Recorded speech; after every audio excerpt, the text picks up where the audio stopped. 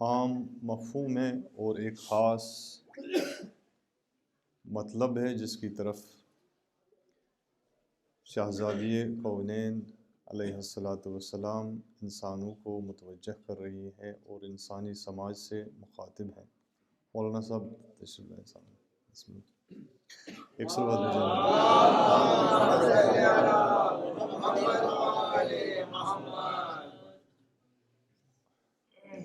اور اشارہ بھی کیا اس کی طرف کہ چونکہ آج آخری مجلس بھی ہے، لہذا گزشتہ مجالس سے جو اہم مطلب یہاں پہ ذکر ہوئے اس کی طرف میں مختصر اشارہ کروں گا، اور جو باقی مسائل اور مطالب ہیں وہ بھی آپ کے حوالے کرتا ہوں انشاءاللہ۔ اور اللہ نے توفیق دی تو جو محوری گفتگو تھی اس محوری گفتگو کو آج سمیٹنے کی کوشش کی جائے گی انشاءاللہ۔ عرض کیا گیا کہ انسان کا سفر جو اس دنیا میں ہے، اس کائنات میں ہے، وہ سفر طے نہیں ہوگا مگر جب تک اس کے لیے کوئی رہنما نہ ہو۔ اس کے لیے ایک رہنما کی ضرورت ہے، اس کے لیے ایک منشور کی ضرورت ہے، ایک مکتب فکر کی ضرورت ہے، اسے ایک آئیڈیالوجی چاہیے، اسے ایک فکر چاہیے، ایک سوچ چاہیے، اسے ایک راستہ چاہیے۔ اس راستے کی دشواریاں کیا ہوں گی، اس راستے میں کون سی رکاوٹیں ہو سکتی ہے، اس راستے کی مشکلات کیا ہو سکتی ہے، ان کے لیے راہ حل بھی چاہیے، سلوشن بھی چاہیے۔ لہذا 4-5 چیزیں اہم ہیں کہ جو انسان کو اس سفر کو طے کرنے کے لیے ضروری ہے۔ ایک یہ کہ انسان کو رہنما چاہیے، دوسرا انسان کو ایک منشور چاہیے، ایک کانسٹیٹیوشن جس پہ وہ عمل کر سکے، جو اس کے ہاتھ میں ہو، اس کے سامنے ہو، ایک نقشہ ہو، ایک میپ ہو، جس میپ کو وہ دیکھ کے اپنا سفر طے کر سکے۔ جس طرح سے ہم گوگل میپ دیکھتے ہیں نا، کہیں پہ کوئی پتہ نہیں ہوتا کہ کہاں جانا ہے تو فوراً ہم گوگل سے مدد لیتے ہیں کہ ہمارا سفر مثلاً فلاں جگہ جانا ہے ہمیں۔ لیکن فرق یہی ہوتا ہے کہ اس میں ہم شارٹ کٹ ڈھونڈتے ہیں معمولاً بہت ساری چیزیں بچانے کے لیے، لیکن دین کا کوئی شارٹ کٹ نہیں ہے، اور اتفاق سے ہم نے دین کو شارٹ کٹ میں لیا ہے۔ یہ جو ہم نے اب اگر چھوٹا منہ بڑی بات نہ ہو تو جو ہمارے جو برادران ہیں نا، مثلاً جو رکشہ چلاتے ہیں یا بائک وغیرہ چلاتے ہیں، تو وہ ہمیشہ اس تلاش میں ہوتے ہیں کہ کہاں سے شارٹ کٹ ملے، تو شارٹ ٹائم میں وہ اپنے سفر کو طے کر سکے۔ دین کے لیے بھی ہم کبھی ایسا ہی کرتے ہیں کہ ایک شارٹ کٹ ملے، لہٰذا لمبی لمبی تقریریں ہمیں پسند نہیں، لمبے لمبے بھاشن ہم سنتے نہیں، لمبی لمبی مجلسوں میں رہنا پسند نہیں کرتے، بڑی بڑی طولانی کتابیں پڑھنا پسند نہیں کرتے، قرآن کی طرف دیکھنا بھی گوارا نہیں، تبرک کے طور پہ مس کرتے ہیں، اور چھوٹی چھوٹی صورتوں کو یاد کر کے چھوٹے چھوٹے مکالمات اس میں وقت گزارتے ہیں۔ لہٰذا شارٹس میں ہم پڑے ہوئے، جیسے آج سوشل میڈیا بھی اسی طرف جا رہا ہے، آہستہ آہستہ آہستہ آہستہ ہر چیز کو شارٹ بنا دیا ہے، لہٰذا شارٹ کٹ کیا ہر چیز کا، شارٹس کو ہم زیادہ پسند کرتے ہیں۔ یعنی ایک جریان ہے، ایک جو میں نے عرض کیا تھا کہ استعمار اور جو استقبار ہے، یا دوسرے الفاظ میں گئے جو قرآن نے کہا ہے کہ طاغوت ہے، طاغوت نے انسان کے ذہن کو اس طرح سے تیار کیا ہے کہ اب وہ تفصیل اور ڈیٹیل میں نہیں جانا چاہتا ہے، چونکہ حوصلہ کم ہو چکا ہے انسان کا، حوصلہ نہیں ہے انسان کے پاس۔ کیوں حوصلہ نہیں ہے؟ چونکہ میڈیا نے اسے اس طرح سے تیار کیا ہے، اور میڈیا کے ذریعے سے، رسانے کے ذریعے سے یہ بالکل کھوکھلا ہو چکا ہے۔ اس کے جیسے میں نے وہ مثال بھی دی تھی کہ وہ یہودی نے کہا کہ ہم ان کو اس مینڈک کی طرح، جس مینڈک کو ہم گرم پانی میں رکھتے ہیں تو اس کے جو پیر ہے، جو اس کی ٹانگیں ہیں، جو اس کے ہاتھ ہے، وہ سن ہو جاتے ہیں، پھر یہ چلنے کے لائق نہیں رہتا۔ تو انسان کو سن کر دیا ہے آج کے میڈیا نے، سن کر کے رکھ دیا ہے اس کی فکر کو، اس کی بصیرت کو، اس کی بصارت کو، اس کے شعور کو، لہٰذا سوچنے کے لیے بھی تیار نہیں ہے۔ جیسے میں نے مثال بھی دی تھی کل کہ فوراً یہ گوگل سے رجوع کرتا ہے، فوراً یہ مثلاً اپنے مسائل اپنے فکر اور شعور کے ذریعے سے حل کرنے کی کوشش نہیں کرتا، بلکہ کسی اور سے مدد لیتا ہے۔ تو یہ مسائل ہے کہ شارٹ کٹ، در حالی کہ دین کا کوئی شارٹ کٹ نہیں ہے۔ دین کا اگر کوئی شارٹ کٹ ہے تو وہ قرآن اور اہل بیت ہے۔ جس طرح سے تفصیل ہے، تبیانا لکل شیء، قرآن کہتا ہے کہ اللہ تعالیٰ کا فرمان ہے کہ قرآن میں ہم نے ہر چیز کی وضاحت کی، ڈیٹیل میں دیا، اور اگر شارٹ کٹ میں یہ دینا ہوتا تو اتنے سارے انبیاء، 1,26,000 انبیاء کا اہتمام نہیں کرتا اللہ۔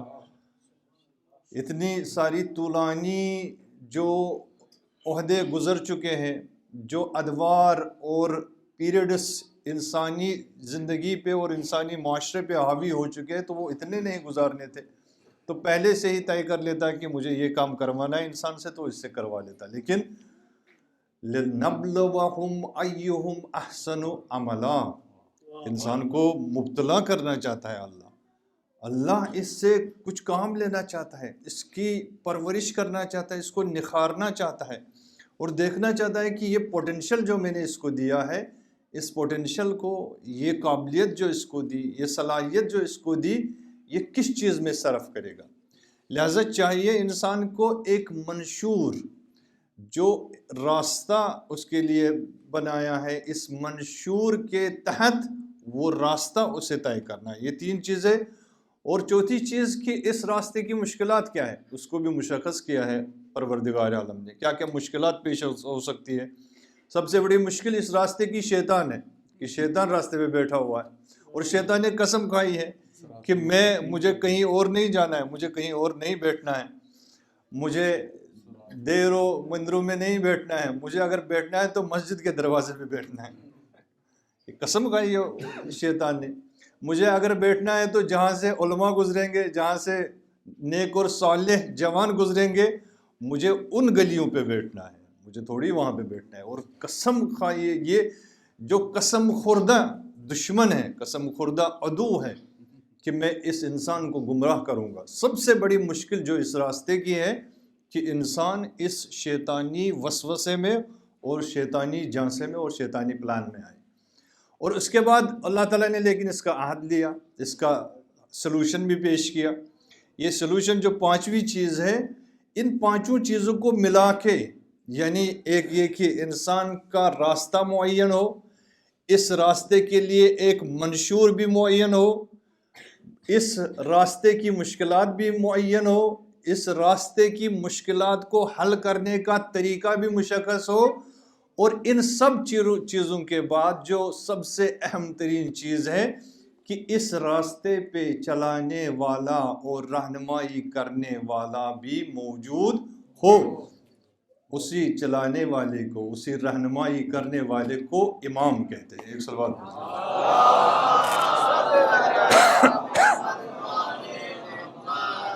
مولانا صاحب بسم اللہ، تشریف لائیں، تشریف لائیں۔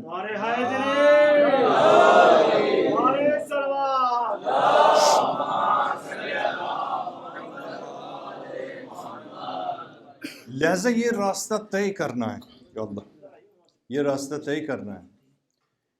یہ راستہ طولانی راستہ ہے عزیزو، جوانوں، نوجوانوں۔ آج جو چاہتے ہیں کہ ایک کلپ کے ذریعے سے پورا دین حاصل کرے، تو یہ سب سے بڑی آفت ہے آج کے دین کی۔ یہ تو پھر وہ رسانہ والا، یعنی ان کے لیے پھر تو سوشل میڈیا ہی سب کچھ ہے۔ یہ تو فیس بک والا دین ہو گیا، یہ واٹس ایپ والا دین ہو گیا۔ شارٹس والا دین پسند نہیں ہے، اور انسان شارٹس کے دین سے اس طولانی سفر کو طے نہیں کر سکتا۔ لہذا ضرورت ہے انسان کو کہ ایک طولانی اس پروسیس میں اس حقیقت کو سمجھے جس حقیقت کے لیے انسان کو پیدا کیا گیا۔ لہذا اگر سمجھنے کی ضرورت ہے تو سمجھانے والا بھی چاہیے۔ لہذا وہ سمجھانے والا کون ہو، اس کے پاس اتنا شعور ہو، اس کے پاس اتنی طاقت ہو، اس کے پاس اتنی توانائی ہو۔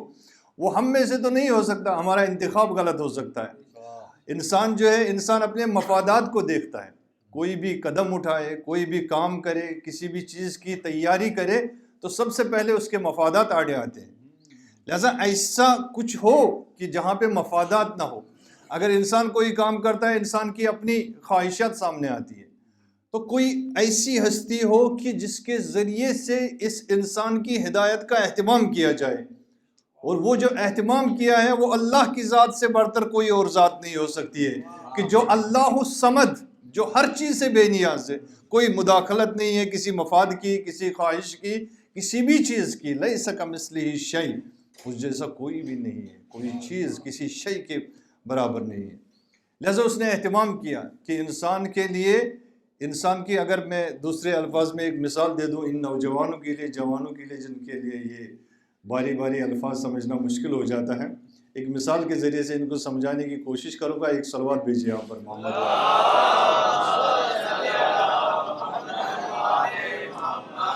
فرض کیجئے یہ دنیا جو ہے، یہ کائنات، اس کائنات کو آپ اپنا کلاس مان لیجئے. کلاس جو ہوتا ہے نا، جب اسکول میں جاتے ہو یا یونیورسٹی یا کالج میں جاتے ہو، تو اس کالج میں یا یونیورسٹی میں آپ کا جو معلم ہے، آپ کا جو استاد ہے، جو ٹیچر ہے، آپ کا پروفیسر ہے، لیکچرر ہے، جو بھی ہے، یعنی جو آپ کو سمجھا رہا ہے، جو آپ کو شعور دے رہا ہے. دو طرح کے اسٹوڈنٹس ہوتے ہیں. ایک وہ کہ جو اس استاد سے، اس ٹیچر سے وہ شعور لے رہے ہیں، یعنی وہ درس، وہ کانسٹیٹیوشن جو پڑھا رہا ہے، وہ منشور جس کی وہ تعلیم دے رہا ہے، یہ آپ سب طالب علم ہو کے، اسٹوڈنٹ ہو کے اس تعلیم کو حاصل کر رہے ہیں. لیکن کچھ ہوتے ہیں ایسے بھی کہ جو تعلیم حاصل نہیں کرنا چاہتے، وہ شارٹ کٹ میں دوسرے کے پاس آتے ہیں کہ ہمیں کچھ بتاؤ، نقل وقل لے کے بھائی ہمیں بھی پار کرنا ہے جو چیزیں ان کے لیے ضروری ہوتی ہیں.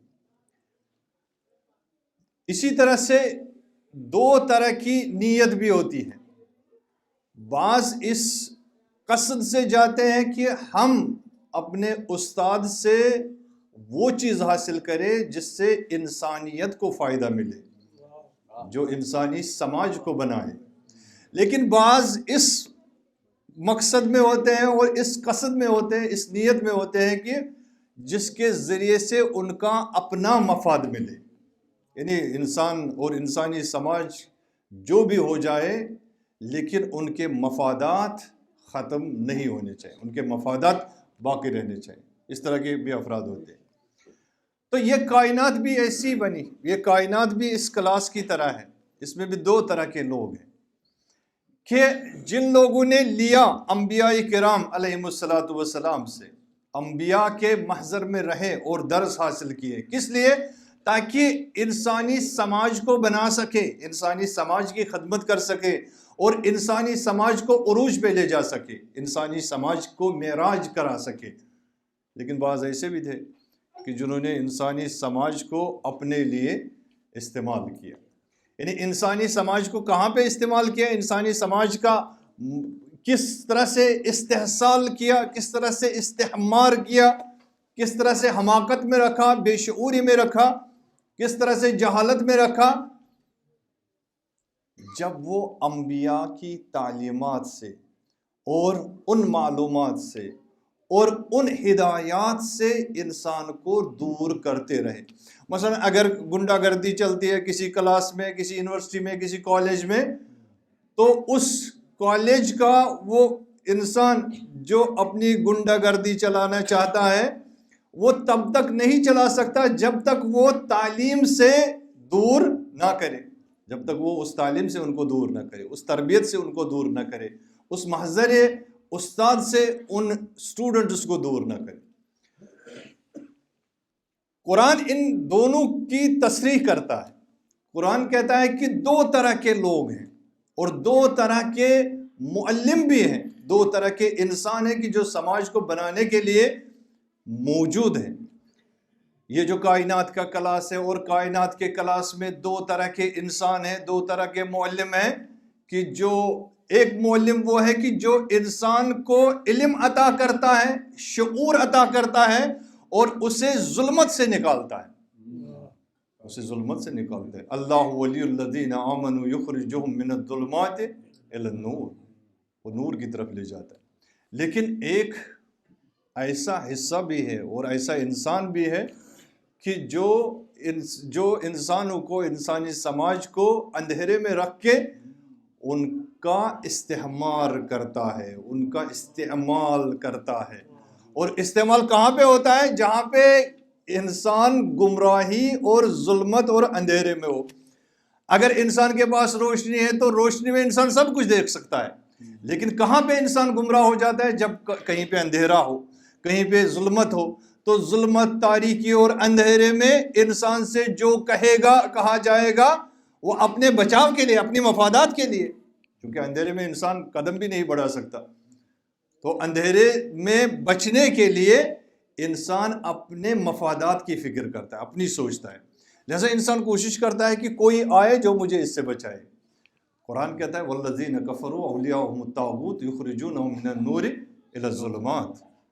اور ایسے بھی لوگ ہیں جو ایک نہیں بلکہ طاغوت ہیں، اولیاءہم الطاغوت، ان کا ایک ہی طاغوت نہیں ہوتا بلکہ بفرمان مولا علی علیہ السلام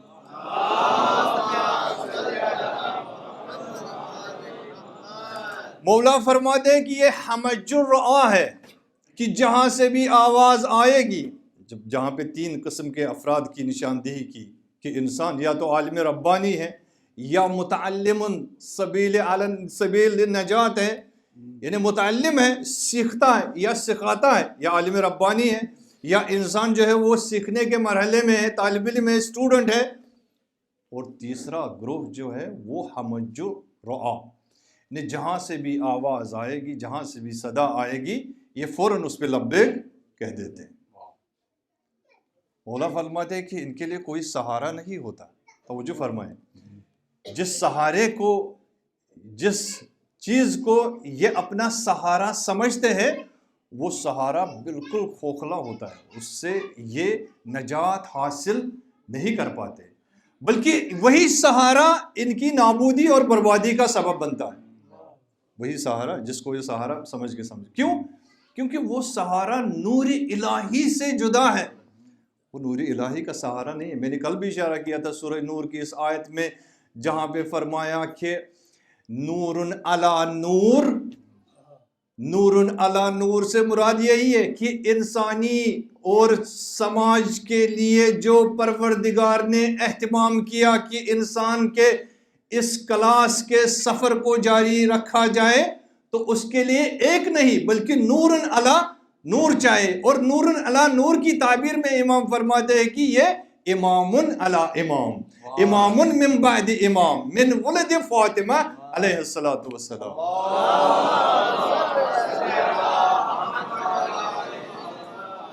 مومنین سے گزارش ہے کہ دائرہ حیدری کے ساتھ ایک قدم آگے بڑھیں۔ انسان جو ہے، انسان اسی چیز میں الجھا ہوا ہے کہ جائے تو کہاں جائے، کس طرف جائے۔ لہذا انسان کی، جیسے میں نے عرض کیا کہ انسان کی اس راہ مستقیم میں، اس نورانی راہ میں مشکلات ہیں۔ سب سے بڑا مشکل جو ہے وہ شیطانی افکار ہے، شیطانی وسوسے ہیں، شیطانی سوچ ہے کہ جو انسان کو تباہ کر دیتی ہے۔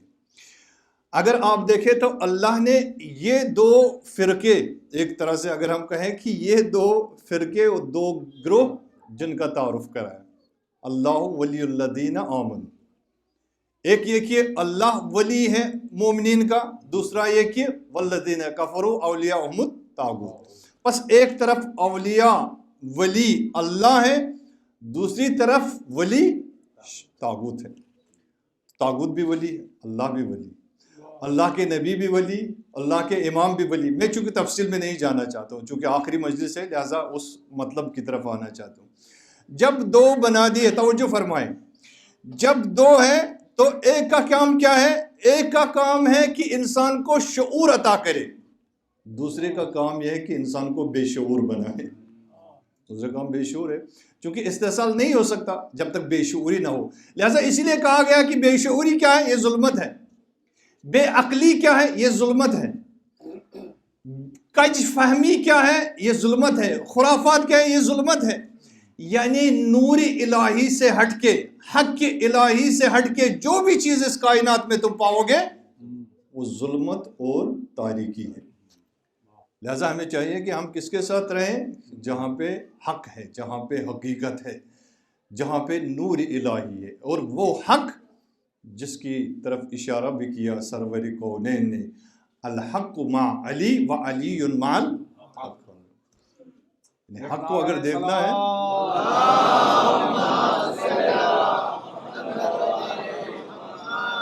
نعرہ حیدری، مزید نعرہ صلوات.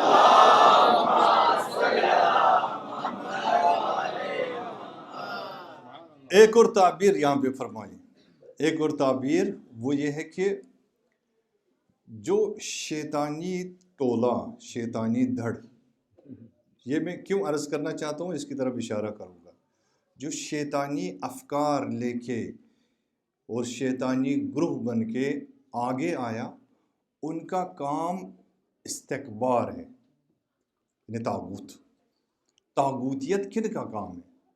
طاغوتیت یعنی طغیان، یعنی سرکشی کرنا، یعنی حد سے تجاوز کرنا.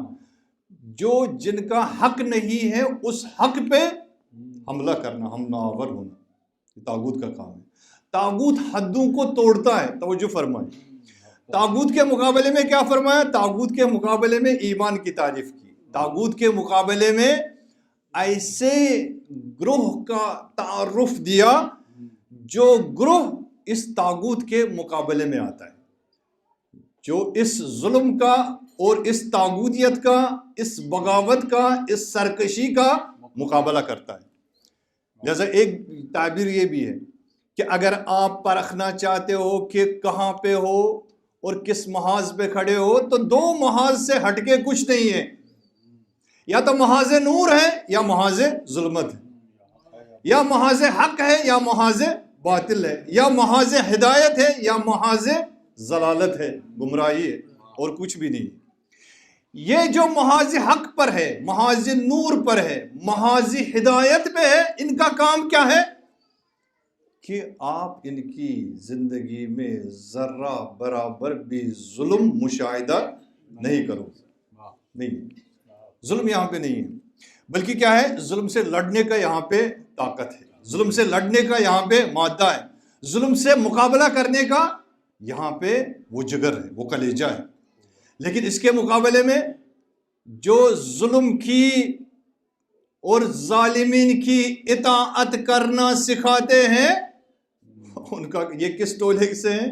یہ قرآن فرماتا ہے کہ ان کا کام، یہ وہ ٹولہ ہے، یہ وہ گروہ ہے کہ جو طاغوت ہے اور طاغوتیت ہے. چونکہ ظلم خود بخود کیا ہے؟ ظلم خود بخود ایک ظلمت ہے. اس لیے کہا گیا کہ اللہ کسی پہ ظلم نہیں کرتا. اگر انسان ظلم کرتا ہے وہ خود اپنے نفس پہ خود ظلم کرتا ہے. ظلم کا ذمہ دار خود انسان ہے. لہذا جو راہ حق کے محافظ ہیں، راہ حق کے چلنے والے ہیں، ان کا کام کیا ہے؟ یعنی ان کا امام اگر انسانی سماج میں آتا ہے تو انسانی سماج کو اللہ کی طرف موڑ دیتا ہے. اس کا کام یہ ہوتا ہے. لیکن جو گروہ طاغوت ہے، گروہ طاغوت کا کام کیا ہے کہ انسانی سماج کی جہت کو بدلنا، یہ بدلنا ان کا کام ہے. لہٰذا اسی لیے علامہ اقبال نے بھی فرمایا، بہت خوبصورت شعر میں فرمایا، ایک صلوات پڑھیے پر محمد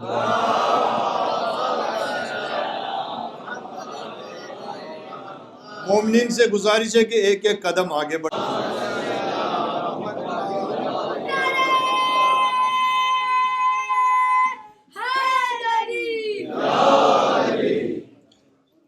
فرما دے کہ تو نے پوچھی ہے امامت کی حقیقت مجھ سے، حق تجھے میری طرح.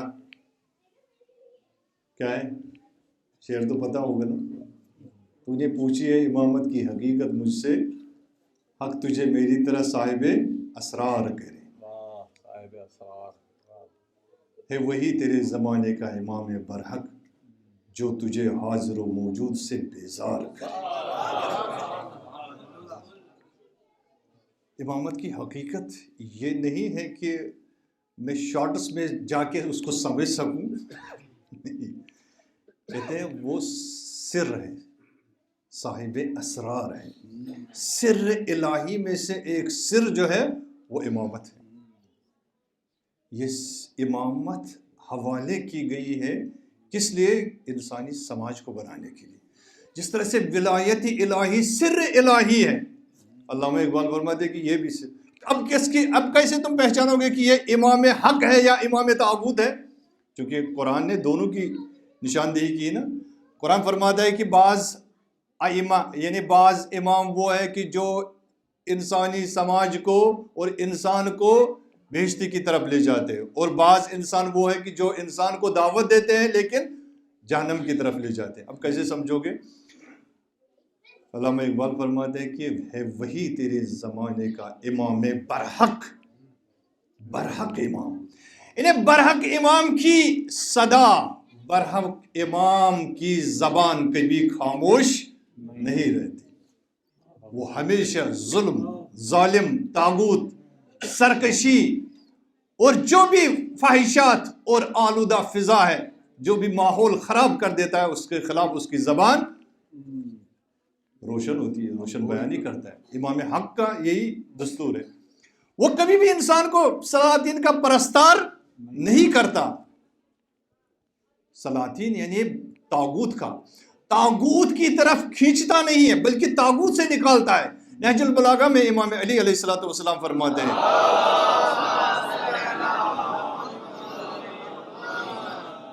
خطبہ نمبر اول میں فرمایا کہ کیوں بعثت ہوئی، بعثت کا فلسفہ بیان کیا۔ بعثت اس لیے ہوئی تاکہ انسان کی جو فکر ہے، انسان کا جو خفتہ شعور ہے، انسان کے اس خفتہ شعور کو بیدار کرنے کے لیے انبیاء کی بعثت ہوئی۔ انسان کو بتوں سے نجات دینے کے لیے انسان کو مطیع اللہ بنانے کی خاطر بعثت کا اہتمام ہوا۔ یعنی بعثت اس لیے نہیں تھی کہ انسان آئے اور انسان کے لیے ایک وہ ماحول فراہم کرے جس ماحول میں پہلے سے ہی وہ تھا، بلکہ بعثت اس لیے ہوئی تاکہ جس راستے پہ انسان چل رہا ہے، جن سلاطین اور طاغوت کی وادیوں میں اور میدانوں میں اور محلوں میں انسان گھومتا ہے، انسان کو وہاں سے کھینچ کے نکال کے انسان کو راہ اللہ کی طرف گامزن کرے۔ بعثت اس لیے تھی۔ امام فرماتے ہیں کہ بعثت کا فلسفہ یہی تھا۔ اب کیا کرتا ہے جو امام حق ہوتا ہے؟ امام حق کا کام یہی ہے کہ وہ انسان کو مطیع اللہ بناتا ہے، اور جو امام طاغوت ہوتا ہے وہ انسان کو مطیع طاغوت بنا دیتا ہے۔ اب خود ہم نے فیصلہ کرنا ہے۔ یہ جو شہزادی کونین علیہ السلام خطبے میں فرماتی ہے،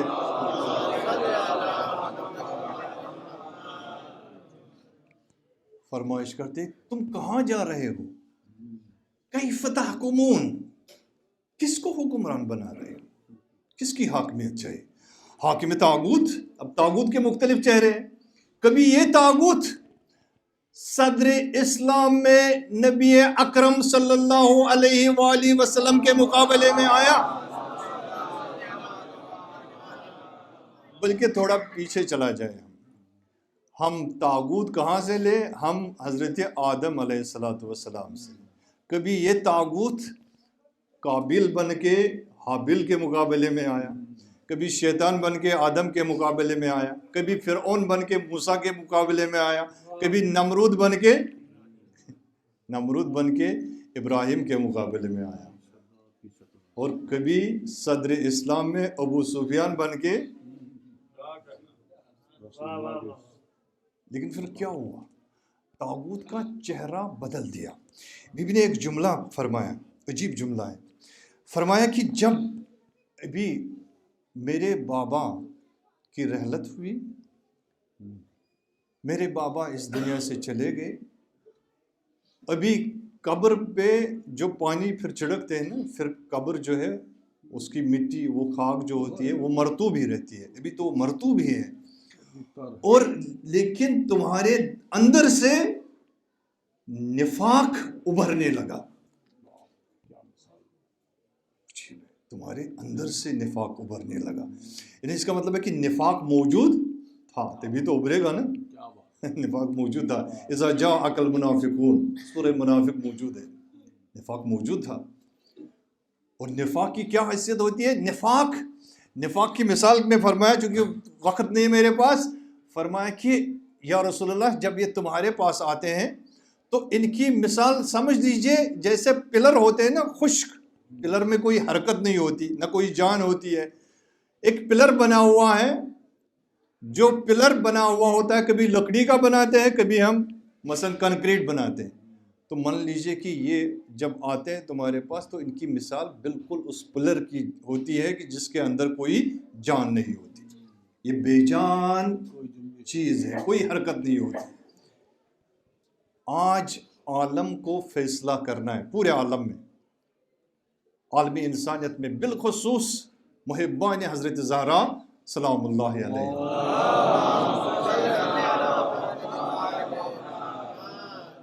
کیا کرنا ہے کہ کون سا امام ہے کہ جو دنیا کی نجات کا باعث بنتا ہے، اس کو ہمیں پہچاننا ہے، اس کی پرکھ ہونی چاہیے۔ فرمایا کہ کون جو ظلم کے خلاف ہے، جو ظلم سے مبارزہ کرتا ہے، یہ انسان کو طاغوت کا غلام نہیں بناتا، طاغوت کا بندہ نہیں بناتا، بلکہ اس کو خود کی پرواہ نہیں ہوتی، خود کی پرواہ نہیں کرتا، بلکہ خود کی پرواہ کیے بغیر سماج اور امت کی اور انسانی معاشرے کی نجات کا ذریعہ بنتا ہے، اس کا کام ہی ہوتا ہے۔ لہذا اس کی زبان پہ ہوتا ہے من اصبح ولم یحتم امور المسلمین فلیس بمسلم، اس کا کام ہی ہوتا ہے۔ جب اس امام کی شہادت کا وقت قریب آتا ہے تو اپنے بچوں کو بلا کے یہی وصیت کرتا ہے کونا للظالم خصما وللمظلوم اونا۔ جب اس امام کی شہادت ہوتی ہے، فرمان ہے نا امام امیر المومنین علیہ الصلوۃ والسلام،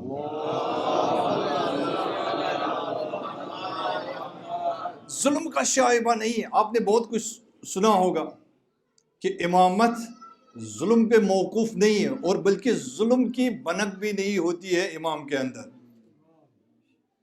ذرہ برابر بھی شائبہ نہیں۔ فرمایا میرے عزیزو، بلکہ اس وصیت کا ایک عالمی پہلو بھی ہے، فرمایا کہ یہ وصیت آپ کے لیے اور جس تک میری یہ وصیت پہنچے، نہج البلاغہ میں موجود ہے، وصایا میں فرمایا جس تک یہ میری وصیت پہنچے، کیا موجود ہے؟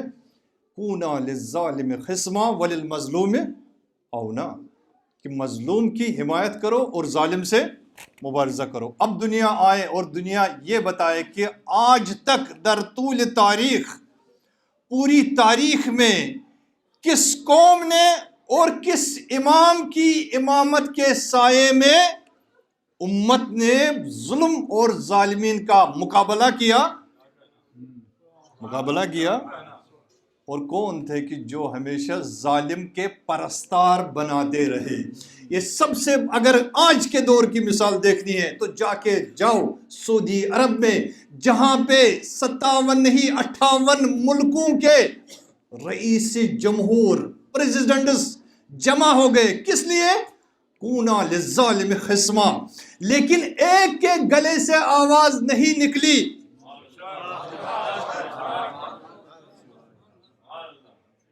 کوئی تھا وہاں پہ جس کے گلے سے، جس کے حلق سے یہ آواز نکلے گی؟ کس لیے جمع ہو گئے تھے؟ جمع ہو گئے تھے کہ ہمیں مسلمانوں کو، انسانی سماج اور ان نہت تھے اور کمزور، مستضعف اور ضعیف بچوں کو، عورتوں کو نجات دینا ہے۔ 57 ملک کھا کے پی کے پیٹ بھر کے اٹھ کے چلے گئے، بلکہ برعکس ایک گرین سگنل دیا، کس کو؟ وقت کے فرعون اور نمرود کو گرین سگنل دے کے گئے۔ ہمیشہ یہی کیا کہ سلاطین کا پرستار کیا، نہیں تھی، کسی میں جرت ہی نہیں تھی. اور پھر ہم کہتے ہیں کہ ہم کیا ہے؟ مسلمان ہیں. لہٰذا دو حصوں میں مشخص ہے انسان. اس میں شیعہ سنی کچھ بھی نہیں، اس میں شیعہ سنی نہیں ہے. فقط دو، یا ظالم یا مظلوم. کس کے ساتھ ہو یہ مقرر کرنا ہے ہمیں. لہٰذا شہزادی کونین نے یہ فارمولہ دیا انہیں، تم مشخص کیوں نہیں کرتے تم کس کے ساتھ ہو؟ ظالم کی حمایت میں ہو یا مظلوم کے ساتھ ہو؟ نہیں. آج فلسطین کی وہ بچیاں، یعنی اگر ہم یہ 70 سال کا پورا پیریڈ لے لیں تو 5000 ہی نہیں بلکہ 20,000 سے بھی زیادہ بچے، بلکہ لڑکیاں، چھوٹی چھوٹی لڑکیاں وہ قتل عام ہو گئی. اور پھر میں کہوں اپنے آپ کو کہ میں مسلمان ہوں. یہ کہاں سے آیا؟ یہ دین کہاں سے آیا؟ یہ تہاجم جو دین پہ ہوا، یہ یلغار جو دین پہ ہوئی، یہ کہاں سے وجود میں آئی؟ نہیں ہے کوئی. 57 ملک خاموش. رسول اللہ صلی اللہ علیہ وآلہ وسلم سے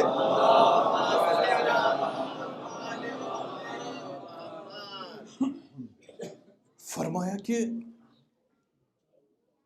اے رسول، اگر یہودی بھی یعنی غیر مسلم بھی اگر آپ کی پناہ کے لیے آئے تو اسے پناہ دے دو. غیر مسلم بھی اگر پناہ کے لیے آئے تو اسے آپ پناہ دے دیں. اور وہ مظلوم غزہ کے چھوٹے چھوٹے بچے رفح کے بارڈر پہ چلاتے رہے. کن سے؟ نام نہاد مسلمان سے، مصریوں سے، کہ ہمیں جگہ تو دے دو، ہمیں بارڈر تو کھولو، ہم بھی تمہارے مسلمان ہیں، تمہاری بہنیں ہیں، تمہارے بچے ہیں. کس نے بارڈر کھولا؟ کس نے بات کی؟ نہیں کی. یہ جو گریہ تھا شہزادی کونین کا، یہ اس دور کے لیے بھی تھا کہ اگر آج تم ہٹ گئے، توجہ فرمائیں، اگر آج تم نے صحیح راستہ نہیں اپنایا تو ایک زمانہ آئے گا کہ تم نام کے مسلمان تو رہو گے لیکن تمہارا کریکٹر یہودیوں سے بھی بدتر ہوگا. تمہارا کریکٹر ان یورپین کرسچنز سے بھی بدتر ہوگا. جو یورپین اپنے ہاتھ میں جھنڈا لے کے نکلا، اور وہ عورتیں جو ٹینس کی پلیئر تھی اور اس کا کوئی مذہب نہیں تھا، اس نے کہا میں ڈیڈیکیٹ کرتی ہوں اپنا سب کچھ فلسطین کے بچوں کے حوالے کرتی ہوں. اور مسلمان یہ کج روی چونکہ وہاں پہ شروع ہو گئی، یہ کج فہمی، کج فکری یہ آج کے دور میں بھی چلی. لہذا جب انقلاب کا آغاز ہونے والا تھا، انقلاب کے آغاز میں ہی اس خطبہ فاطمیہ کی تشریح، میں تو یہ کہوں گا کہ یہ تشریح تھی جو خطبہ دیا تھا امام خمینی رحمۃ اللہ علیہ نے فیضیہ کے مدرسہ فیضیہ کے اندر، اور اس میں یہی کہا تھا شہنشاہی وقت کے مقابلے میں کہ مسلمانوں جاؤ اور دین کو ڈھونڈو، اسلام کو پیدا کرو، تلاش کرو اسلام کو. اسلام کھو گیا ہے. تم کس کو اسلام سمجھتے ہو؟ تمہارے کان میں یہ بھر دیا گیا ہے، تمہیں اس کی لوری سنائی گئی ہے، جو تمہیں پڑھایا گیا، جو تمہیں سنایا گیا، یہ لوریاں ہیں اسلام کی. اسلام کو جا کے ڈھونڈو، اسلام نہیں ملے گا تمہیں، کیونکہ تم نے کچھ اور پڑھا ہے، تم نے کوئی اور دین پڑھا ہے. جو دین مصطفیٰ صلی اللہ علیہ وآلہ وسلم ہے، وہ دین مصطفیٰ وہ سکھاتا ہے من اصبح ولم یہتم بامور المسلمین فلیس مسلم. وہ یہی سکھاتا ہے کہ جب تمہاری صبح ہوگی، جب تم آغاز کرو گے اپنی صبح کا، تو تم اس فکر میں ہو کہ فلسطین کی بچی نے کچھ کھایا، کچھ پیا، کچھ کیا. 57 ملکوں کے رؤسائے جمہور بڑے بڑے کس سے مس بھی نہیں ہوئے، بلکہ برعکس. یہ کیوں ہوا؟ کیونکہ ہم اس اصلی ڈائریکشن سے جو امام حق تھے، امام حق کی ڈائریکشن سے یہ ہٹ گئے. یہ نفاق جو اندر کا نفاق نکل آیا، اس نے پوری طرح سے ہٹایا. لہذا فرمایا امام نے جا کے ڈھونڈو.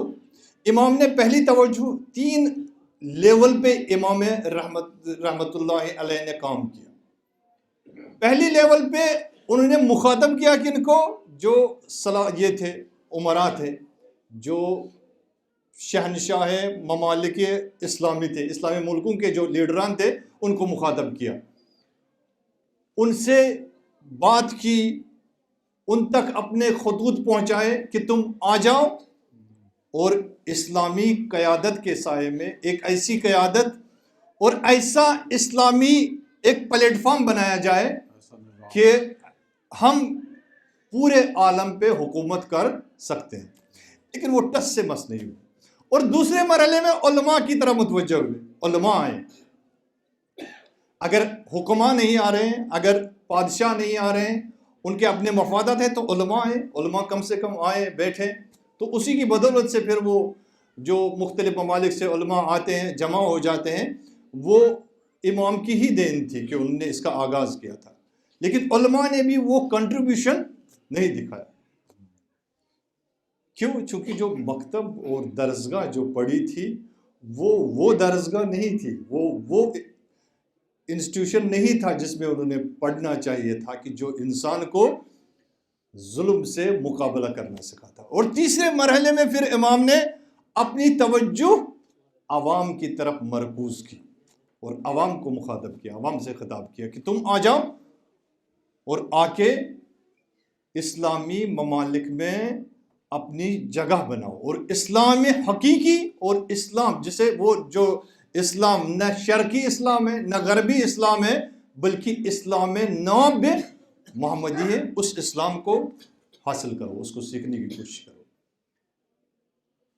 لیکن عالم کسی اور جہت میں جا رہا تھا، توجہ فرمائیں، یعنی استکبار اور استعمار اور ظالمین اور طاغوت کا اتنا غلبہ تھا کہ آج بھی یہ انسان خاموش ہے۔ یعنی 2.25 ارب مسلمان اپنی آنکھوں سے ہر روز دیکھتے ہیں، ہر روز مشاہدہ کرتے ہیں۔ 2.25 ارب مسلمان مشاہدہ کرنے کے بعد بھی کچھ کر نہیں پاتے۔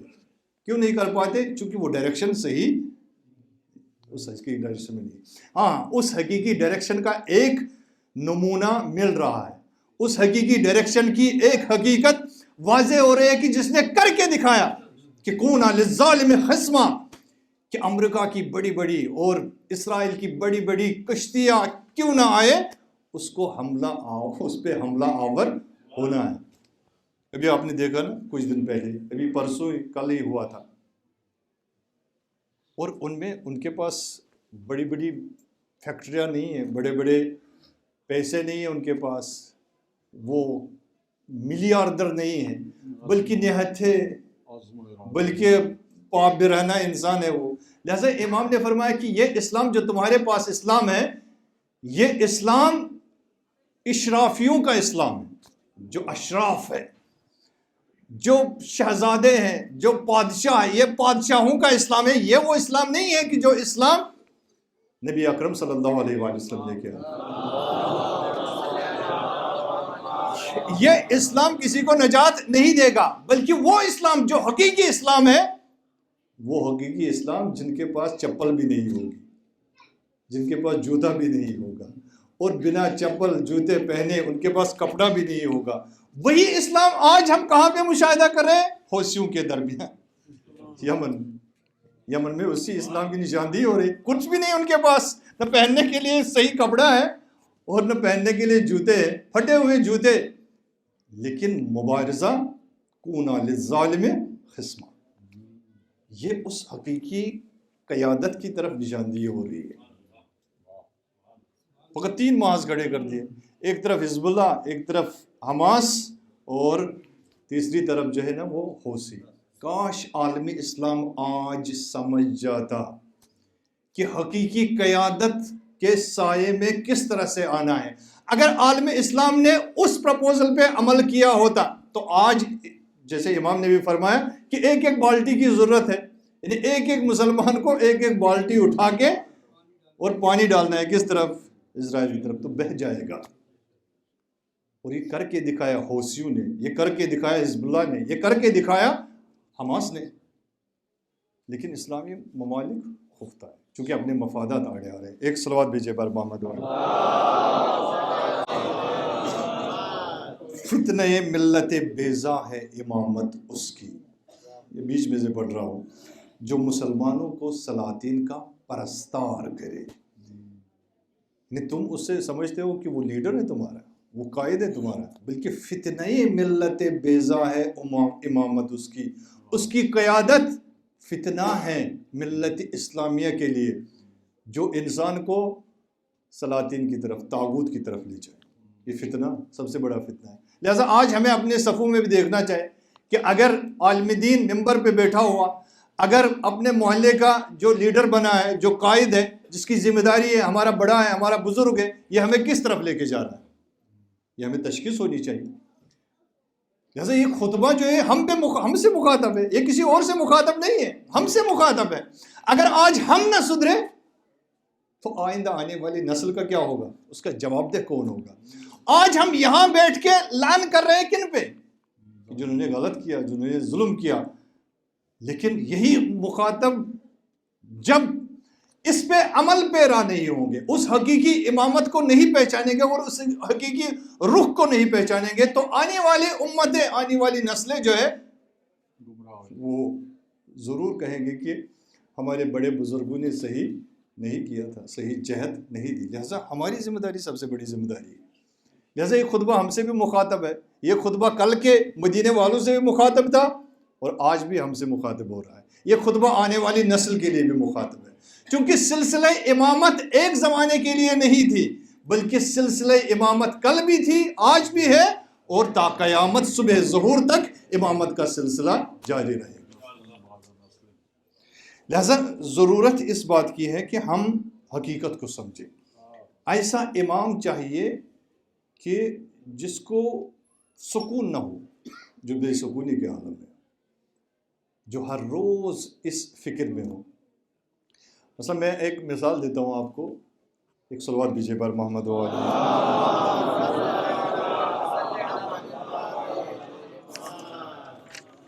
یہ جو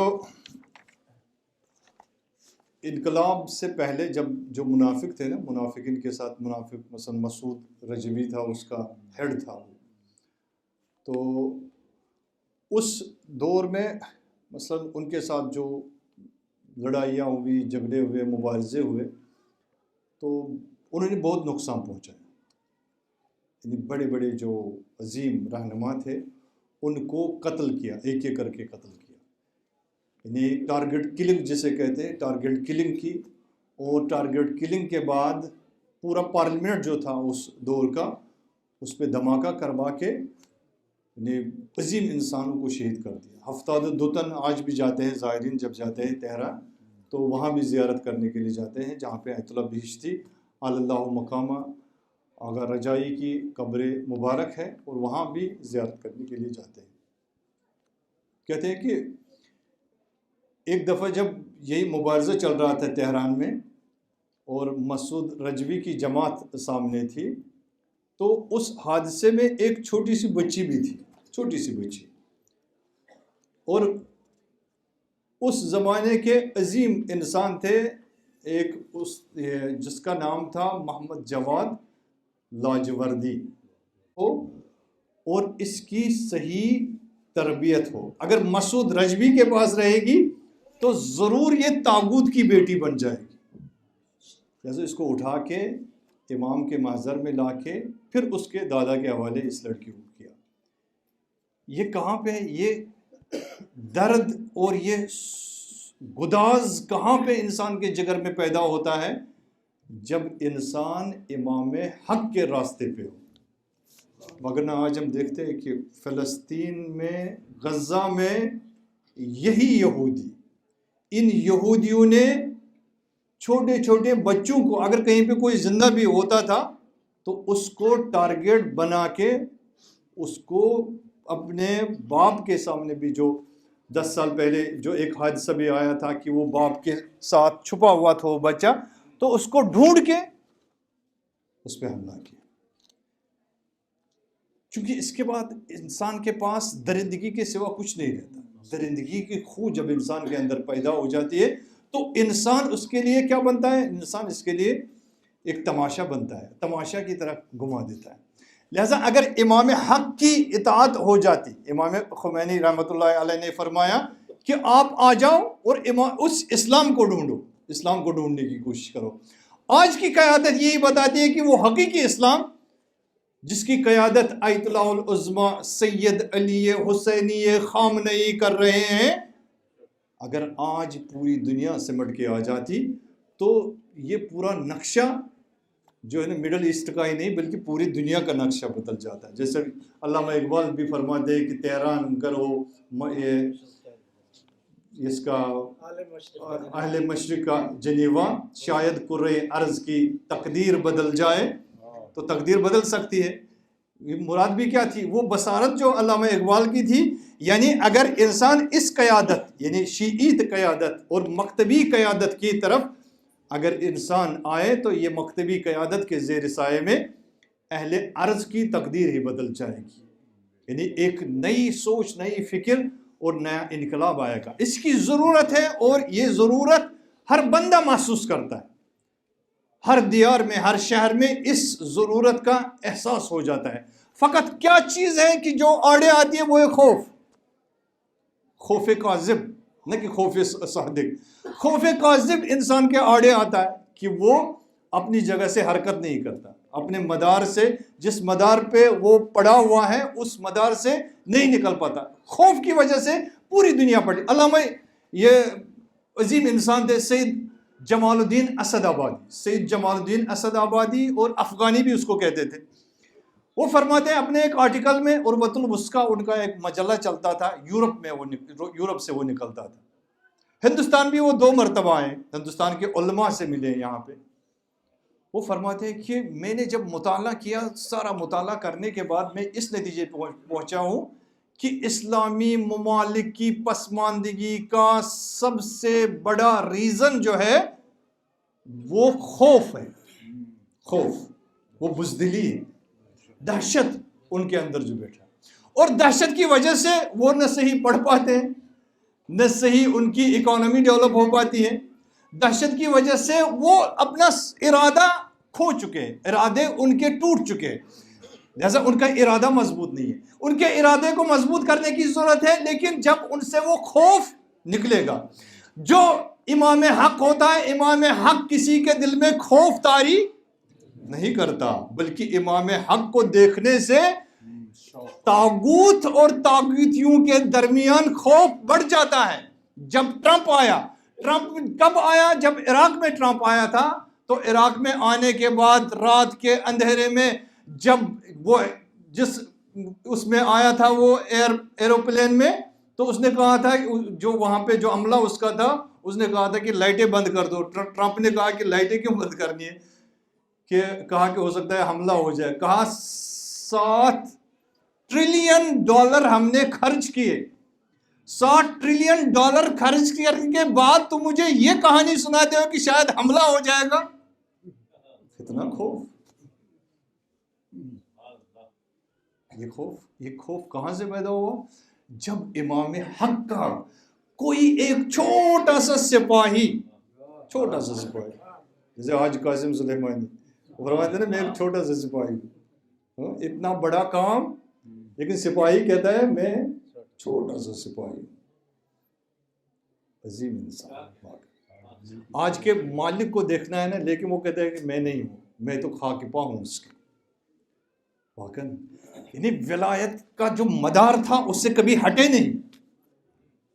اور ہم کیا ہوتے ہیں؟ ہم چھوٹے ہوتے ہیں، لیکن ہمارے کام کہتے ہیں کہ یہ بہت بڑا کام ہم نے کیا، صحیح، بہت بڑا کام۔ جب تک ہمارا نام نہیں لگے گا ہم نہیں مانیں گے، ہمارا نام آنا چاہیے۔ وہ بہلول آیا تو اس سے کسی نے کہا کہ کیا، کس سے پوچھا کہ کیا کر رہے ہو؟ تو بہلول دانا نے کہا کہ پوچھا اس سے کیا کر رہے ہو؟ کوئی بنا رہا تھا کنسٹرکشن، اس نے کہا مسجد بنا رہا ہوں۔ اللہ بظاہر کہتے ہیں ہارون تھا، جو بھی تھا، تو کہا کس لیے؟ کہا خدا کے لیے بنا رہا ہوں۔ تو ٹھیک ہے، کل اس نے اس پہ بورڈ تختی لگا دی، مسجد بہلول مثلا، تو بنانے والے کو غصہ چڑھا، کہا کہ کیوں اپنی تختی لگائی؟ یہ تو میں بنا رہا تھا. تو اس نے کہا اس پہ کیا ہے, تم بنا کس رہے تھے؟ اگر تم خدا کے لیے بنا رہے تھے تو پھر کیا مشکل ہے, تمہارا نام آئے, میرا نام آئے. یہ جو بڑے انسان ہوتے ہیں نا, بظاہر ان کا قد چھوٹا ہوتا ہے, لیکن ان کے فکر کی جو قد و قامت ہوتی ہے اس کا کوئی اندازہ نہیں ہوتا. کیوں, کہاں سے ہوتا ہے؟ بی بی فرماتی ہے کہ طاعتنا نظاما للملہ, یعنی ملت کے اندر اگر نظم ہے تو وہ ہماری اطاعت سے ہے. مالک کو فرمانا ہے, مالک اشتر کو مولا فرماتے ہیں کہ اپنی تلوار نیام میں رکھو اور واپس پلٹو. کتنے قدم پہ تھے؟ 4 قدم فاصلہ تھا. مالک کہہ سکتے تھے نہیں بس کام ہونے دو, کام ہونے دو, میں اس کے بعد دیکھتا ہوں. یہ بھی کر سکتے تھے کہ نہیں جیسے سنا ہی نہیں, میں تو چونکہ میرا نام آئے گا کل کہ مالک نے طاغوت کا سر اڑا دیا, میرا نام بھی آئے گا. عزیزان محترم, جو چیز رشد کرتی ہے نا, من کان للہ یا ما کان للہ ینمو, جو اللہ کے لیے, جو اللہ کے رسول کے لیے, جو اللہ کے ولی کے لیے خرچ کرتے ہو نا, یہی رشد کرتا ہے. یہ فکر جو ہے یہ پروان چڑھتی ہے. وگرنہ اگر اپنے لیے کرو گے, بڑے بزرگوں کے لیے کرو گے, مجھے خوش کرنے کے لیے کرو گے, ذاکر کو خوش کرنے کے لیے کرو گے, تو یہ یہیں پہ سمٹ کے رہ جاتے, اس کا کوئی نتیجہ نہیں نکلتا. اور میں نے سنا بھی کہ یہاں کے بزرگوں نے جس اخلاص کے ذریعے سے اس بستی کو اور اس گلستان کو بنایا, تو اس اخلاص کی وجہ سے آج یہ پھول اور یہ باغ جو ہے نا یہ مہکتا ہوا نظر آ رہا ہے محبت اہل بیت علیہ السلام سے.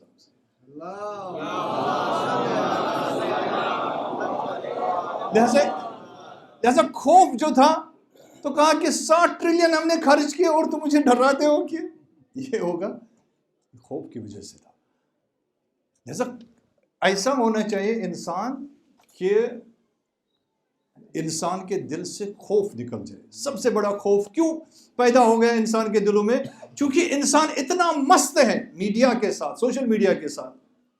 سوشل میڈیا نے, جیسے میں نے کل بھی عرض کیا تھا, سوشل میڈیا نے انسان کے عزم و ارادے اختیار سب کو ختم کر دیا. نہیں ہے ہمارے پاس کچھ, نہ ارادہ ہے, نہ عزم ہے, نہ طاقت ہے, نہ توانائی ہے, جبکہ سب کچھ ہمارے پاس تھا. لہذا امام حق کے سائے میں, توجہ فرمائیں, امام حق کے سائے میں زندگی گزارنا. جب عبد الملک ابن مروان کے دور میں حجاج ابن یوسف ثقفی, توجہ فرمائیں, یوسف ثقفی مسجد کوفہ میں آیا. مسجد کوفہ میں جب آیا تو اس نے کہا کہ میں رات کے سناٹے میں جاتا ہوں, سرخ رنگ کا لال امامہ لگا کے اور پورا چہرہ ڈھانپ کے مسجد میں چلا گیا. مسجد میں جانے کے بعد سیدھے ممبر رسول, ممبر مولا پہ بیٹھ گیا. بیٹھنے کے بعد وہاں پہ نمازی نہیں آئے تھے, بس کچھ بزرگان تھے جو نمازی شب پڑھ رہے تھے اور اسی میں مصروف تھے. تو کسی کی جرت نہیں ہوئی کہ اس سے پوچھے کہ تم کون ہو بھائی, ممبر پہ آئے ہو, ممبر پہ چڑھے ہو, کیا کرنے والے؟ تو جب کچھ نے دیکھا, چونکہ مسجد کو وہ بہت بڑی مسجد ہے, تو کچھ نے دیکھا کچھ نے نہیں دیکھا. تو آخر میں اس نے سب کو بلایا اور نماز کا وقت بھی ہوا, تو کہا کہ تم مجھے پہچانتے ہو؟ سب نے کہا ہم نہیں پہچانتے, تم کون ہو؟ تو اس نے اپنا امامہ اتارا اور جو پٹی باندھی تھی وہ بھی نکالی اور کہا کہ اب پہچانو کہ میں کون ہوں. بعض, چونکہ اس سے پہلے بھی آیا تھا, بعض نے کہا کہ ہم آپ کو جانتے ہیں, تم جو ہے حجاج بن یوسف ثقفی ہو. تو اس نے کہا کہ یاد کرو میں حجاج بن یوسف ثقفی ہوں, کوفے میں آیا ہوں اور دیکھ رہا ہوں کہ کوفے میں اب جو کوفے کے درخت ہیں یہ پھلدار ہو چکے ہیں. میں تمہارے سروں پہ, تمہاری گردنوں پہ جو یہ سر ہے نا, یہ مجھے ایسا لگتا ہے کہ جیسے کسی باغ میں پھل و ثمر کا درخت ہو اور اس درخت کو اس ثمر اور اس پھل کو کاٹنے کا وقت آ چکا ہے۔ کنایہ میں اس نے کہا، یعنی اس کا مطلب یہ ہے کہ تمہارے گردنیں کاٹنے کا وقت آ گیا۔ کسی نے نہیں کہا، کسی کے اندر جرت پیدا نہیں ہوئی کہ وہ اٹھ کے کھڑا ہو جاتا ہے اور حجاج سے کہتا کہ تم کیا کیا رہے ہو اور کرنا کیا چاہتے ہو۔ یہی خوف در طول تاریخ جاری و ساری رہا، کہ جس خوف کی وجہ سے نہیں، بی بی کا ایک شکوہ یہی ہے کہ تم پر خوف طاری ہوا۔ کس خوف کی وجہ سے تم اندر بیٹھے ہو؟ کس خوف کی وجہ سے تم امام حق کا ساتھ نہیں دے رہے ہو؟ یہی خوف 58 ملکوں پہ طاری ہے، یہی خوف 58 ملکوں پہ طاری ہے۔ وگرنہ آج فلسطین اور فلسطین میں غزہ کے مسلمان اس درد و کرب میں نہ ہوتے۔ ہم نے بلا دیا نبی کی نصیحتوں کو، ان وصیتوں کو جو انہوں نے کی۔ فرمایا من سمع رجلا ینادی یا للمسلمین فلم یجبوا فلیس بمسلم۔ فرمایا اگر کوئی بلائے تمہیں، بولو چاہے وہ مسلمان ہو یا نہ ہو، جو بھی تمہیں بلائے اپنی مدد کے لیے، جو بھی تمہیں بلائے اپنی نصرت کے لیے، اور مسلمان ہو کہ تم اس کی مدد نہ کرو، فلیس بمسلم، تم کیسے مسلمان نہیں ہو؟ تم مسلمان۔ اور آج 58 ملک کے سربراہ کہتے ہیں کہ ہم سب سے بڑے مسلمان ہیں۔ سب سے بڑا مسلمان تو وہ ہے جس نے اپنے کریکٹر کے ذریعے سے دکھایا اور پلے کارڈ لے کے نکلا یورپ میں۔ کم سے کم اتنا تو شعور تھا اس کے پاس۔ لہذا سب سے بڑی مشکل یہ ہے کہ ڈائریکشن۔ بس میں اپنے رائے تمام کر رہا ہوں۔ یہ جو ڈائریکشن ہے، اب خلاصہ اور لب لباب بیان کرنا چاہتا ہوں، یہ ڈائریکشن سے تم ہٹ گئے ہو۔ ڈائریکشن، عالم کو ایک ڈائریکشن کی ضرورت ہے، عالم کو ایک قیادت کی ضرورت ہے، اور یہ قیادت انسانی معاشرے کی قیادت انسان نہیں بنا سکتا۔ اس قیادت کو بنانے کے لیے وہ ہونا چاہیے کہ جو انسانوں کا خالق ہے۔ لہذا اللہ نے یہ قیادت بنائی ہے، لہذا اس قیادت کے سائے میں آؤ۔ جب اس قیادت کے سائے میں آؤ گے تو کوئی بھوکا نہیں رہے گا۔ ممکن ہے کہ قائد خود بھوکا رہے، لیکن محلے کا کوئی انسان بھوکا نہیں رہے گا۔ مولا ہے نا، مولا نے فرمایا کہ میں 2 چیزیں نہیں کھا سکتا، اور اچھی غذا، اچھا کھانا نہیں کھا سکتا، کیونکہ ہو سکتا ہے کہ میری مملکت میں کہیں پہ کوئی بھوکا ہو، کہیں پہ کوئی پیاسا ہو، اس سے غذا نہ مل رہا ہو، لہذا نکلتے تھے۔ یہ قائدین کی روش ہے جو امام حق ہوتا ہے۔ اور جو قائدین سلاطین ہوتے ہیں، جو سلاطین کا پرستار بناتے ہیں، ان کے یہاں بڑے بڑے دسترخوان بچے ہوتے ہیں، اور اتنا کھاتے تھے، پھر کہتے تھے بھوک بھی نہیں جاتی، لیکن تھک گئے کھاتے کھاتے۔ یہ مشکل ہے۔ اس قائد کی، اس قیادت کو زندہ کرنے کی ضرورت ہے۔ عزیزان محترم، اگر آج پرسہ دینا ہے بی بی اور شہزادی کونین کو، اور اس قیادت کو زندہ کرنا ہے جس قیادت کو یہ بھی گوارا نہ ہوا، 58 ملکوں کے مسلمانوں کو یہ گوارا تو ہوا کہ 5000 فلسطین کی چھوٹی چھوٹی بچیاں بیٹیاں قتل عام ہو، چونکہ طاغوتی قیادت تھی۔ لیکن وہ جو الہی قیادت تھی، جب اسے پتہ چلا کہ فلاں شہر میں ایک یہودی عورت تھی جو مسلمانوں کے زیر سایہ تھی، ان کی سرپرستی میں تھی، اور اس کا جو پیر تھا، اس کے پیر سے، اس کے پاؤں سے کسی نے پازیب نکالی۔ امام نے فرمایا کہ اگر مسلمان غیرت سے مر جائے اس چیز پہ تو اس کا حق بنتا ہے۔ اور آج یہی امام ہے، اس وقت کے امام، آج کے وقت کا امام اس چیز کو دیکھ رہا ہے۔ کیا وہ نہیں کہہ رہے ہوں گے کہ آج 58 ملکوں کے یہ سربراہ کاش مر جاتے؟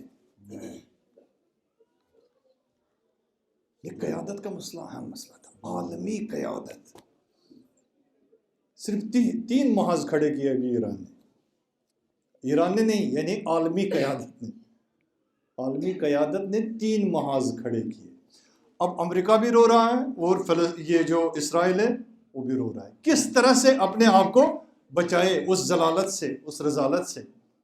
ابھی تو اپنے چھوٹے چھوٹے محرے سامنے رکھے. اس قیادت کی ضرورت ہے. اور گریہ و زاری جو بی بی علیہ السلام کا تھا وہ صرف اس قیادت کے لیے تھا کہ رلا دیا تم لوگوں نے اور بٹھا دیا گھر پہ. درحال کہ عالمی نقشہ بنانا تھا، عالمی نقشے کو امن دینا تھا. جیسے امام نے بھی فرمایا جب نواسے رسول نکلے تو ایک دعا میں یہی فرماتے ہیں کہ پروردگارہ میں کسی لالچ میں نہیں نکلا ہوں، کسی چیز کی لالچ نہیں ہے، میں فقط یہ چاہتا ہوں کہ تمہارے احکام جو ہے وہ ادا ہو جائے، وہ عملی ہو جائے. اور جو نشانیاں ہٹ چکی ہے اپنی اپنی جگہ سے، ان نشانیوں کو میں اپنی جگہ بیلنس دے دوں ان کو. یہ جو ڈس بیلنس ہوا ہے اس کو میں ختم کرنا چاہتا ہوں. یہی بی بی بھی فرماتی تھی. لہذا اسی صدمے میں، اور کوئی صدمہ نہیں تھا، لیکن یہ صدمہ اتنا بڑا تھا کہ بی بی نے فرمایا صبت علیہ مصاب لا انہا صبت علی الایام سرن لیالی. بابا جان سب سے بڑا اہم کام جو تھا اس کو پس پردہ کر دیا، اس کو پس پشت ڈال دیا. بابا یہ سب سے بڑی مصیبت تھی کہ علی کو کھانا نشین بنا دیا. کھانا نشین. بی بی نے فرمایا نا، گلہ کیا ان سے، کہا کہ تم تو عیش پرستی میں تھے. جب اسلام پہ کوئی حملہ ہوتا تھا تو میرے ابا، میرے بابا جان کس کو آگے بھیجتے تھے؟ بابا جان آج علی کو گھر پہ بٹھائے اور عیش پرست جو ہے وہ آگے آ رہے. سب سے بڑی مصیبت تھی. آج پرائے آ کے پرایوں نے اس پہ قبضہ کیا، اس قیادت پہ. عزیزان محترم، لہذا یہ حال تھا بی بی کا. جاتی تھی حسنین کو اٹھا کے، زینب کبریٰ سلام اللہ علیہ، کلثوم علیہ السلام کو اٹھا کے جاتی تھی، گریہ کرتی تھی. لیکن وہ گریہ بھی گوارا نہ ہوا. شکایت کرنے آئے مولا کے دربار میں، یا علی بی بی زیادہ گریہ کرتی ہے. خوف تھا. کس کا خوف تھا؟ گریہ کرنے کا خوف تھا. چونکہ مدینے میں آتے تھے، باہر سے لوگ آتے تھے تو سوال ہوتا تھا یہ خاتون کون ہے جو گریہ کرتی ہے. ایک سوال یہ ہوتا تھا کون ہے یہ خاتون؟ جب بتاتے تھے یہ رسول کی بیٹی ہے. ارے گریہ کیوں کرتی ہے؟ تو کوئی جواب نہیں تھا ان کے پاس. لہذا کہا گیا کہ اس گریہ کو روکنا ہے. ایک پلان بنایا گیا کہ یا تو زہرا رات کو روئے، علی یا تو دن میں روئے. ہمارے کاروبار میں خلل ہوتا ہے. واللہ اساتذ فرماتے کاروبار میں کوئی خلل نہیں تھا. ارے خلل تھا تو وہ اس ناحق چیز میں جس پہ وہ قابض ہو گئے تھے اس میں خلل پڑ جاتا.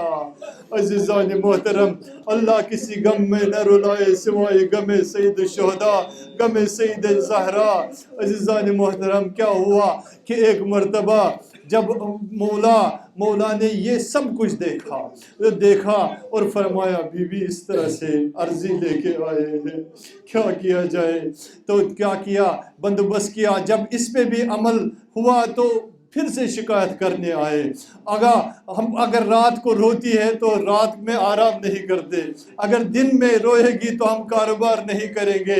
لہذا مدینے سے باہر جانے کو کہے، لہذا مدینے سے باہر جاتی تھی. ارے ایک درخت تھا جس کے سائے میں بیوی بیٹھتی تھی، ارے وہ بھی گوارا نہ ہوا، ارے اس درخت کو کاٹ دیا ظالموں نے۔ ارے درخت کو کاٹنے کے بعد کیا ہوا؟ ارے بیوی مضطر ہو گئی، بیوی لاچار ہو گئی۔ کبھی جنگ بدر کے ان شہداء کی قبروں پہ جاتی تھی، سید الشہداء حمزہ کی قبر پہ جاتی تھی، روتی تھی۔ ارے بی بی کے لیے کوئی جگہ نہ چھوڑی گئی۔ ایک مرتبہ پھر بی بی آہستہ آہستہ جب نڈھال ہوئی، کہتے ہیں کہ بی بی جب کمزور ہونے لگی، ارے شہزادی اتنی کمزور ہو گئی اب اٹھنے کے قابل بھی نہیں تھی۔ ارے جب اٹھتی تھی تو ٹیک لگا کے اٹھتی تھی، سہارا دیوار کا لیتی تھی، یہ بچوں کو برداشت نہیں ہوتا تھا۔ کہتے ہیں راوی مختلف روایتیں ہیں، ایک روایت میں ہے کہ ایک دفعہ مولا مسجد سے نکل رہے تھے نماز پڑھ کے، ایک روایت میں ہے کسی یہودی کے یہاں کام کرنے جاتے تھے، تو ایک دفعہ دیکھا مدینے کی گلیوں میں کچھ عورتیں ہیں کہ جو آپس میں باتیں کر رہی ہے، جن کا رنگ اڑا ہوا ہے۔ تو ان سے پوچھا کہ کیا باتیں ہو رہی ہے؟ تو ان عورتوں نے بتایا مولا آپ جلدی گھر چلے جائیے، ارے جلدی گھر پہنچیے۔ ارے بی بی اور شہزادی کونین کی خبر لیجئے۔ کہتے ہیں کہ جب علی گھر جب پہنچے، عزیزو سنو گے کیا ہوا؟ تو دیکھا ارے ایک چادر ہے، اس چادر کے سائے میں، اس چادر کے نیچے بی بی آرام فرما رہی ہے۔ ارے علی سرانے آئے، حسن و حسین باہر نکلے، زینب کبریٰ باہر نکلی، اسماء نے ان کو سنبھالا۔ ایک مرتبہ کیا کیا علی نے؟ ارے فاطمہ کا سر اطہر اپنی گودی میں رکھا اور کہا فاطمہ میری جان، فاطمہ مجھ سے بات کرو، فاطمہ ارے پیغمبر کی پیاری مجھ سے بات کرو۔ کہتے ہیں کہ آنکھیں نہیں کھل رہی تھی۔ ایک مرتبہ کیا فرمایا علی نے ایک جملہ کہا، عزیزو علی نے کیا جملہ کہا؟ کہا بی بی اگر تم آنکھیں نہیں کھولو گی تو علی مر جائے گا۔ ارے علی کی موت ہے، زہرا کی جدائی۔ ایک مرتبہ کیا ہوا؟ بی بی کی آنکھیں کھلی۔ ارے کھلنے کے بعد کیا کیا؟ کہا مولا، کہا میرے سرتاج، میں نے بابا کو خواب میں دیکھا، ارے میں موت سے تیار ہوں، میں موت کے لیے تیار ہو رہی ہوں۔ کہا بی بی ایسی باتیں کیوں کر رہی ہو؟ کہا ابھی بابا جان کو خواب میں دیکھا، ارے بابا جان نے کہا جلدی آ جاؤ، ارے میں منتظر ہوں، میری پیاری میری لاڈلی آ جا، ارے میں تیار ہو رہی ہوں، بس مولا ارے میرے مشکل کشا، بس کچھ وصیتیں، ان وصیتوں پہ عمل کرنا، کسی غم میں رلائے۔ ارے عزیزو یہی حق ادائی ہے، اجرکم عند الفاطمہ اجرکم عند اللہ۔ بس ایک مرتبہ کیا پوچھا، ایک مرتبہ کیا کہا؟ بی بی نے کہا، شہزادی نے فرمایا علی بس ایک خواہش ہے میری، کچھ وصیتیں ہیں، ارے کچھ وصیتیں ہیں جو میں کرنا چاہتی ہوں۔ علی مجھے غسل اپنے ہاتھوں سے دینا،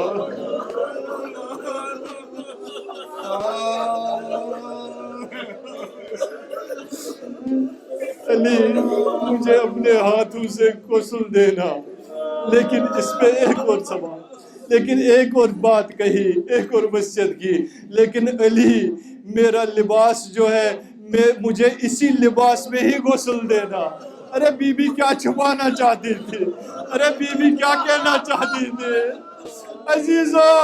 عزیزو کیا کہنا چاہتی تھی بی بی؟ ارے علی کے ساتھ وہ بات نہیں تھی، ارے نہیں کہا تھا بی بی نے کہ مولا میرا پہلو شکستہ ہے، ارے مولا میری پسلیاں ٹوٹی ہے، نہیں چاہتے تھے مولا دیکھے، ارے مولا مجھے تازیانے لگے، مولا نہیں چاہتے تھے۔